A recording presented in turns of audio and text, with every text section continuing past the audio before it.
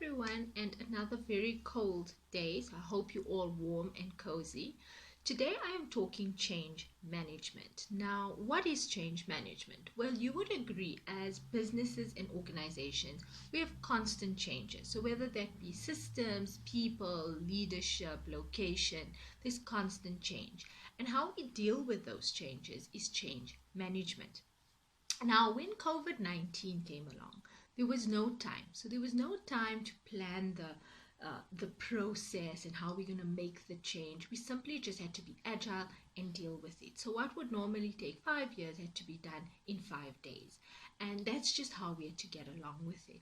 And this caused a lot of anxiousness with a lot of people because they just could not cope with these changes.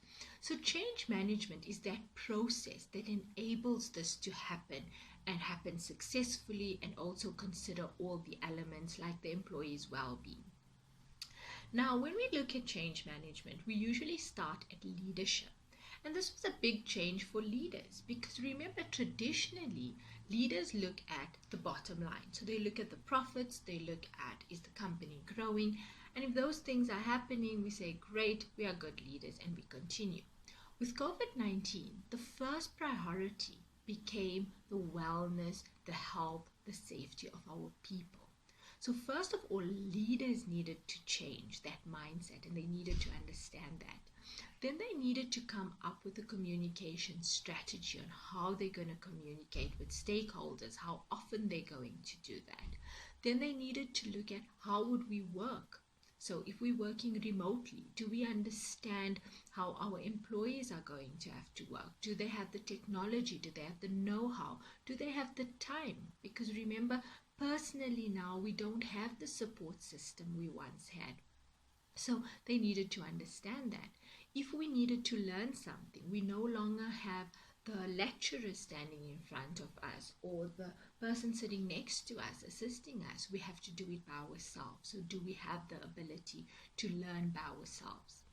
Now, also from a leadership perspective, we needed to understand the stages people go through. So when change as big as COVID-19 with both economic and health impact happens, how do we react?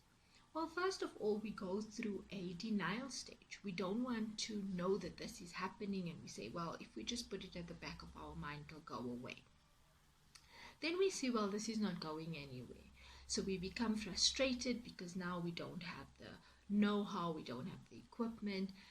Then we start becoming depressed because we start thinking to the future and there's a whole lot of uncertainty, and so we're depressed in our state. Then we move on to acceptance and then commitment, where we start saying, okay, we're getting better at this, we now more equipped to deal with this. So those are the stages, and as leaders we need to understand that everyone is at a different stage. So I can't say because it took me a week to get through those stages, the next person will take a week. Everyone will take their own time to get through those stages.